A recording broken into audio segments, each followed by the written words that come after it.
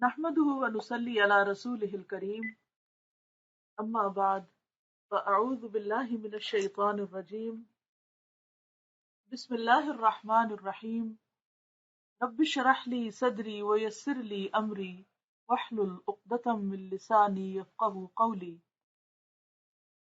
دو انسان. پانی پانی ہے لیکن گرم ہونے کے بعد وہ آگ بن جاتا ہے. ابتدائی حالت میں وہ ایک ٹھنڈا سیال ہے، یعنی مایع ہے، بہنے والی چیز ہے، اور انتہائی حالت میں کھولتا ہوا لاوا. یہ پانی کے لیے قدرت کا قانون ہے، یعنی اللہ تعالیٰ نے اس کو ایسا ہی بنایا ہے کہ عام حالات میں ٹھنڈا، لیکن اگر ابالا جائے، گرم کیا جائے تو ابلنے لگتا ہے، انتہائی گرم.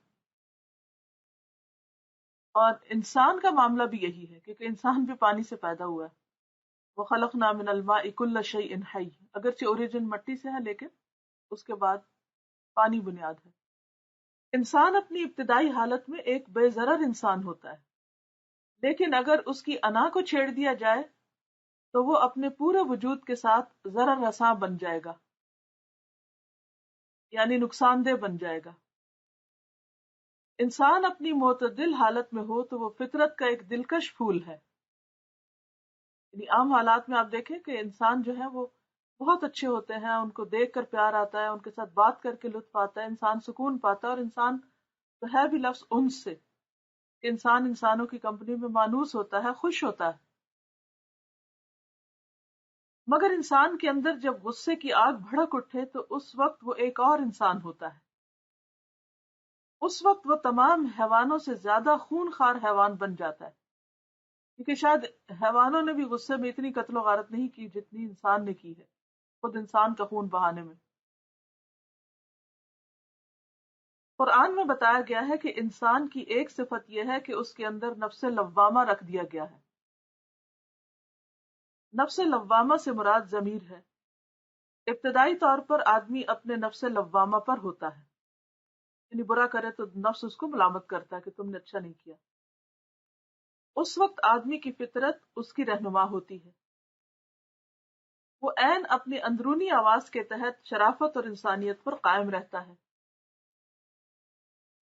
یعنی جس طرح اللہ نے انسان کو ایک احسن حالت میں پیدا کیا، جیسے قرآن پاک میں آتا ہے نا کہ لَقَدْ خَلَقْنَا الْإِنسَانَ فِي أَحْسَنِ تَقْوِيمٍ، تو اس طرح انسان ایک اچھی حالت میں ہوتا ہے، احسن تقویم پر ہوتا ہے. انسان کی دوسری صفت وہ ہے جس کو قرآن میں نفس امارہ کہا گیا ہے، جو برائی پہ اکساتا ہے انسان کو. اس سے مراد انانیت ہے، یعنی انا کا ہونا. آدمی کا نفس امارہ یا اس کی انا عام حالت میں سوئی ہوئی ہوتی ہے، اس کا نفس لوامہ ہی کام کر رہا ہوتا ہے زیادہ تر، اور امارہ جو ہے وہ سویا ہوتا ہے. اس سے کسی کو خطرہ نہیں ہوتا، مگر جب نفس امارہ پر زد پڑے تو وہ جاگ اٹھتا ہے، یعنی اس کی انا کو چوٹ لگے تو نفس امارہ جو سویا ہوتا ہے اٹھ جاتا ہے.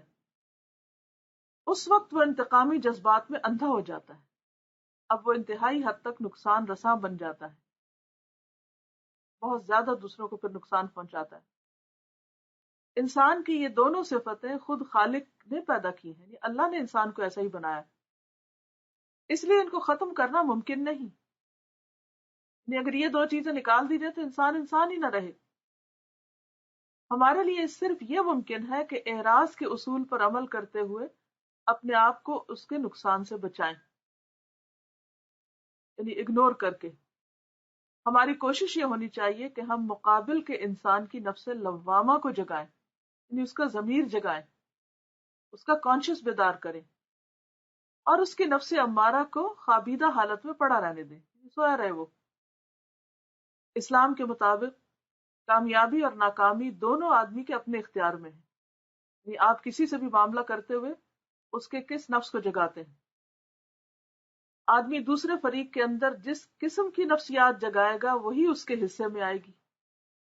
یعنی جس طرح آپ دوسرے کو پوک کریں گے، جس چیز کو آپ ہلائیں گے، جگائیں گے، وہ اسی کا سامنا کرنا پڑے گا. بس میں آپ دیکھیں جیسے بچے سوئے ہوتے ہیں نا، تو ایک بچے کو آپ اٹھاتے ہیں تو وہ خوشی سے اٹھ جاتا ہے، دوسرے کو اٹھاتے ہیں تو وہ غصہ کرتا ہے. تو یہ آپ سمجھیں کہ ہمارے اندر بھی دو بچے ہیں. جس بچے کو آپ اٹھا دیں گے اسی طرح کا ریئیکشن آپ کو ملے گا، اسی طرح کے حالات کو پھر آپ کو اس کا سامنا کرنا پڑے گا یا آپ کو اس کا منہ دیکھنا پڑے گا. تو پھر یہ ایک ریموٹ کنٹرول ہمارے اپنے ہاتھ میں ہے کہ ہم دوسروں کے ساتھ کیا معاملہ کرتے ہیں اور ان کے شعور کو جگاتے ہیں، ان کے احساس کو جگاتے ہیں یا ان کی انا کو جگاتے ہیں.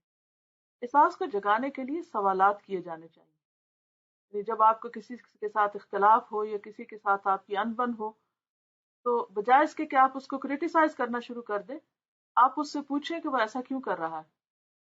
خود اس کو سوچنے پہ مجبور کریں، اور جس دن وہ سوچنے لگ گیا تو انشاءاللہ اس کو اپنا نفع نقصان خود بھی سمجھ آنے لگے گا، اور اس طرح معاملات زیادہ بہتر طور پر حل کیے جا سکیں.